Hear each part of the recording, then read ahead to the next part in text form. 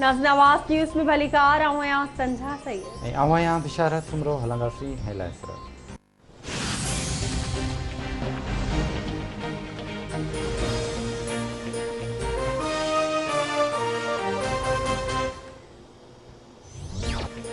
बिलावल भुट्टो ज़रदारी मरियम नवाज़ ऐं मौलाना फज़ल जो क़िबलो हिक ॿिए खां अलॻि आहे। मुख़ालिफ़ धुर सां बहितर लाॻापा चाहियूं था। आमदनी में इज़ाफ़े ऐं महांगाई ते ज़ाब्ते लाइ क़दम खणी रहिया आहियूं। मरियम नवाज़ ऐं शहबाज शरीफ़ में जहिड़ो ख़त्म थी चुको आहे।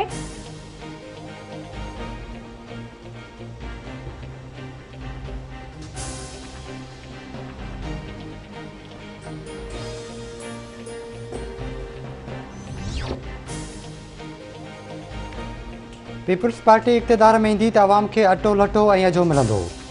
साॼी धुर जूं पॉलिसियूं नाकाम थी वियूं आहिनि। पीपी जूं मुआशी पॉलिसियूं मुल्क खे अॻिते वठी वञी सघनि थियूं। पीपी चेयरमैन बिलावल भुट्टो ज़रदारी जो बयान चवे थो पीपी हमेशह मुआशी पॉलिसियुनि खे नज़र में रखी आवाम दोस्त बजट ठाही।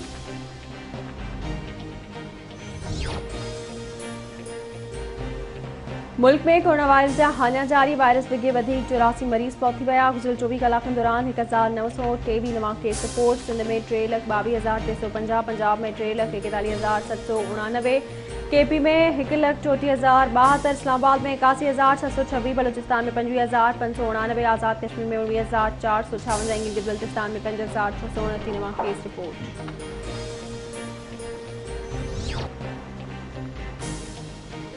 दादू में उमरबाब चांडियोल जे टिनि घर भातियुनि जे क़त्ल केस जी मॉडल क्रिमिनल ट्रायल कोर्ट में ॿुधणी। अदालत में उमरबाब चांडियो, एमपीए सरदार अहमद चांडियो, एमपीए बुरहान खान चांडियो ऐं ॿिया पेश। ॿुधणी दौरान सिक्योरिटी जा इंतज़ाम सख़्त कया विया। रानीपुर में क़ौमी शाहराह ते तेज़ रफ़्तार ट्रॉलर जो मोटरसाइकिल खे टक्कर, ॿ ॼणा फौत, हिकु ॼणो ज़ख़्मी। पौथियलनि में अब्दुल वाहिद ऐं शोएब पंवर शामिल।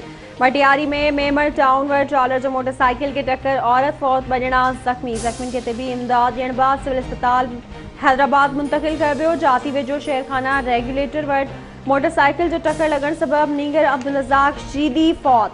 टंडोलैर में माची होटल वेझो कार हादसे में ज़ख़्मी थियल वधीक हिकु ॼणो फौत, अंग वधीक ॿ थी वियो। अज़हर शफ़क़त कराची जे अस्पताल में ज़ख़्मनि जा सूर में सहंदे फौत।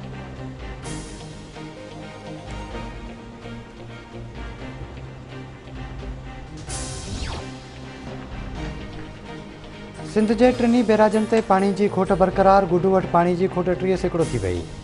गुडू बैराज ते पाणी जो मथां वेकिरो 68,600 हेठां वेकिरो 57,008 क्यूसेक रिकॉर्ड। सखर बैराज वटि पाणी जो मथां वेकिरो 55,070 हेठां वेकिरो 22,502 क्यूसेक रिकॉर्ड कयो वियो। आपाशी खाते जो सूबाई वज़ीर सुहेल अनवर सियाल अॼु सखर बैराज ऐं गुडू बैराज जो दौरो करे पाणी जी ताज़ी सूरतहाल जो जाइज़ो वठंदो।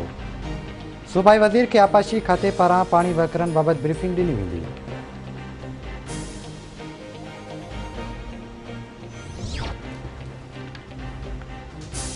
क्वेटिया ते सरियाब रोड जी मोमन कॉलोनी में ॿारड़ो उड़ी विघे फौत थी वियो। केतिराई ॿार मर्ज़ में मुब्तला। गुज़िरियल 3 ॾींहंनि अंदरि 3 ॿारड़ा उड़ी में फौत थी विया। इंतिज़ामिया आगूर निंड सुतल। डॉक्टरनि जूं टीमूं मोकिले ॿारनि जूं ज़िंदगियूं बचायूं वञनि। शहरनि जो मुतालबो।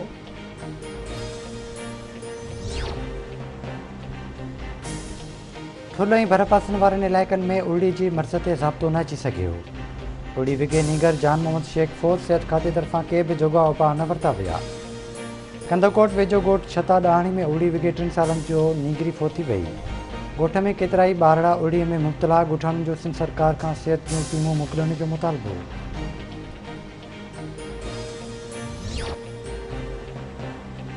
सिंध जे मुख़्तलिफ़ शहरनि में पाणी जी खोट बरक़रार। पीपी जा बदीन, टंडोलाया, टंडो गुलाम हैदर, टंडो मोहम्मद खान ऐं ॿियनि शहरनि में एहतजाजी मुज़ाहिरा ऐं धरना।